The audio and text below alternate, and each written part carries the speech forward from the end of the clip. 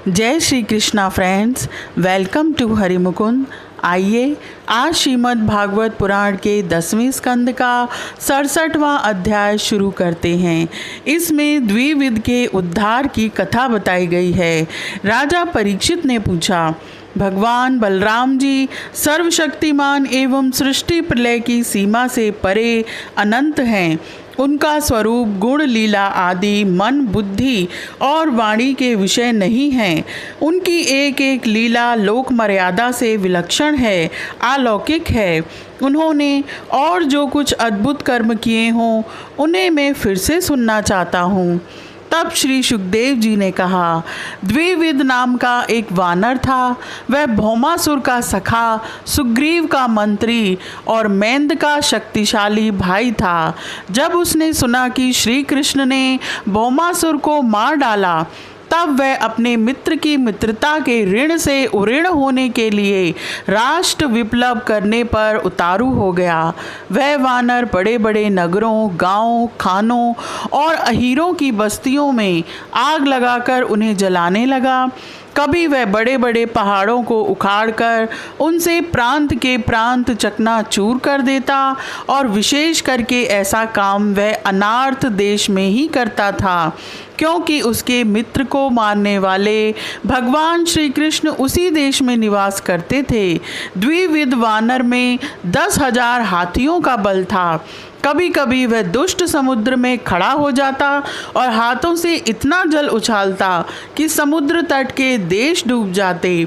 वह दुष्ट बड़े बड़े ऋषि मुनियों के आश्रमों की सुंदर सुंदर लता वनस्पतियों को तोड़ मरोड़ कर चौपट कर देता और उनके यज्ञ संबंधी अग्नि कुंडों में मल मूत्र डालकर अग्नियों को दूषित कर देता। जैसे भृंगी नाम का कीड़ा दूसरे कीड़ों को ले जाकर अपने बिल में बंद कर देता है, वैसे ही वह मदोन्मत्त वानर स्त्रियों और पुरुषों को ले जाकर पहाड़ों की घाटियों तथा गुफाओं में डाल देता। फिर बाहर से बड़ी बड़ी चट्टानें रखकर उनका मुंह बंद कर देता। इस प्रकार वह देशवासियों का तो तिरस्कार करता ही कुलीन स्त्रियों को भी दूषित कर देता था। एक दिन वह दुष्ट सुललित संगीत सुनकर रैवतक पर्वत पर गया। वहां उसने देखा कि यदुवंश शिरोमणि बलराम जी सुंदर सुंदर युवतियों के झुंड में विराजमान हैं।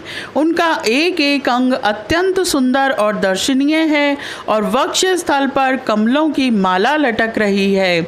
उनका शरीर इस प्रकार शोभायमान हो रहा था मानो कोई मदमत्त गजराज हो। वह दुष्ट वानर वृक्षों की शाखाओं पर चढ़ जाता और उन्हें झकझोर देता। कभी स्त्रियों के सामने आकर किलकारी भी मारने लगता। युवती स्त्रियां स्वभाव से ही चंचल और हास परिहास में रुचि रखने वाली होती हैं। बलराम जी की स्त्रियां उस वानर की ढिठाई देखकर हंसने लगीं। अब वह वानर भगवान बलराम जी के सामने ही उन स्त्रियों की अवहेलना करने लगा। वीर शिरोमणि बलराम जी उसकी यह चेष्टा देखकर क्रोधित हो गए। उन्होंने उस पर पत्थर का एक टुकड़ा फेंका, परंतु द्विविद ने उससे अपने को बचा लिया और झपटकर मधु कलश उठा लिया तथा बलराम जी की अवहेलना करने लगा। उस धूर्त ने मधु कलश को तो फोड़ ही डाला, स्त्रियों के वस्त्र भी फाड़ डाले, और अब वह दुष्ट हंस हंस कर बलराम जी को क्रोधित करने लगा। जब इस प्रकार बलवान और मदोन्मत्त द्विविद बलराम जी को नीचा दिखाने तथा उनका घोर तिरस्कार करने लगा, तब उन्होंने उसकी ढिठाई देखकर और उसके द्वारा सताए हुए देशों की दुर्दशा पर विचार करके उस शत्रु को मार डालने की इच्छा से क्रोधपूर्वक अपना हल मूसल उठाया। द्विविद भी बड़ा बलवान था। उसने अपने एक ही हाथ से शाल का पेड़ उखाड़ लिया और बड़े वेग से दौड़कर बलराम जी के सिर पर उसे दे मारा। भगवान बलराम पर्वत की तरह अविचल खड़े रहे। उन्होंने अपने हाथ से उस वृक्ष को सिर पर गिरते गिरते पकड़ लिया और अपने सुनंद नामक मूसल से उस पर प्रहार किया। मूसल लगने से द्विविद का मस्तक फट गया और उससे खून की धारा बहने लगी।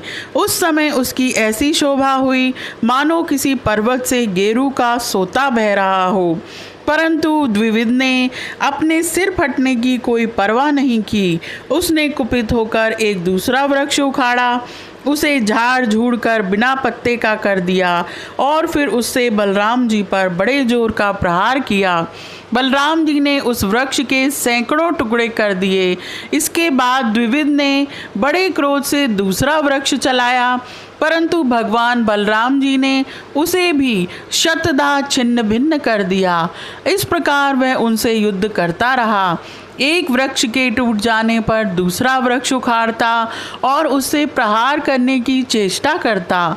इस तरह सब ओर से वृक्ष उखाड़ उखाड़ कर लड़ते लड़ते उसने सारे वन को ही वृक्षहीन कर दिया। वृक्ष ना रहे तब द्विविद का क्रोध और भी बढ़ गया तथा वह बहुत चिढ़कर बलराम जी के ऊपर बड़ी बड़ी चट्टानों की वर्षा करने लगा।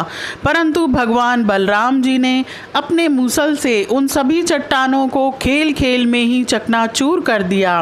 अंत में कपिराज द्विविद अपनी ताड़ के समान लंबी बाहों से घूंसा बांधकर बलराम जी की ओर झपटा और पास जाकर उसने उनकी छाती पर प्रहार किया। अब यदुवंश शिरोमणि बलराम जी ने हल और मूसल अलग रख दिए तथा क्रुद्ध होकर दोनों हाथों से उसकी हंसली पर प्रहार किया। इससे वह वानर खून उगलता हुआ धरती पर गिर पड़ा।